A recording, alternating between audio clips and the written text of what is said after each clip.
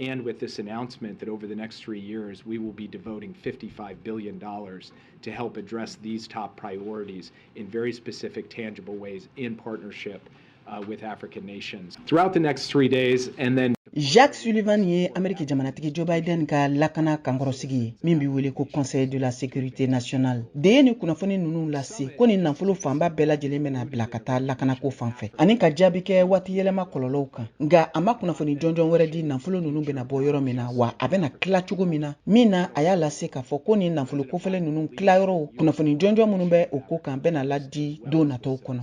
The continent will shape the future not just of the African people. N'aw ye danfaraw ta Ameriki jamana bɛna wulikajɔ minnu kɛ san 3 natɔ ninnu kɔnɔ k'o ni jamana wɛrɛw ta da ɲɔgɔn kɔrɔ. Ne hakili la ko da ɲɔgɔn kɔrɔ bɛna sɔn ka nafaba de labɔ. Nin kɛra Jacques Sullivan a ka laseli dɔ ye. A kɔni y'a lajɛya k'a fɔ ko ni nafolo minnu bɛna labila bɛna kɛ Ameriki jamana ka wulikajɔba dɔ ye min tɛna lakɛɲɛ ni farafin jamanaw ka taabolow ye ka kɛɲɛ ni Ukraine jamana ka kɛlɛ ye. Nin lɛrɛ la jamanaw caman de bannen don k'u ka ŋaniya yira ni jalaki binni ye ka taa Rusi jamana kan. Anw tɛna marifa da mɔgɔ si kunna nin koɲɛ in kan. I n'a fɔ Ameriki jamanatigi Joe Biden ka lakana ciladen bɛ a lase cogo min. N'a sira wɛrɛw fɛ a kɔni y'a yira k'a fɔ ko sugandiliw de bɛna kɛ walasa ka se ka maa kɛrɛnkɛrɛnnenw sigi nin baara in na tɛmɛliko ɲuman kunna cogo min na a nafolo bɛ se k'a labaara. Johnny Carson o min ye Ameriki jamana ka ciladen ye n'a si bɛ san 79 na n'a kɛra Ameriki jamana ka ciladen ye farafina gunkana jamana caman kan bɛna ye o maaw la. Ni tile 3 lajɛrɛ min fɛnɛ bɛ ka kɛ Washington bɛna kɛ sababu ye ka États-Unis jamana ni farafina gunkana jamanaw ka teriya siraw jiji n'o ye ka hakilina kɔrɔ dɔw labila kɛrɛfɛ minnu tun talen don Ameriki jamanatigi kɔrɔ Donald Trump ka fanga mara waati. Kuma min na ni Chine ani ka fara Rusila jamana kan tun b'a fɛ ka san sɔrɔ farafina gunkana la. Washington ye wele bila farafina tɔnba Union Africaine tɔndenw bɛɛ lajɛlen ma jɛɲɔgɔnya ɲuman min bɛ u ni jɛkulu cɛ ka se ka to a nɔ la. Nga fɛn min ye Burkina Faso, La Guinée, Mali, Sudan ani Iletre jamana olu ma wele ni lajɛrɛ kɛnɛ kan. Olu minnu ni diɲɛ jamanaba fɔlɔ ka teriya siraw ɲɔngirilen don.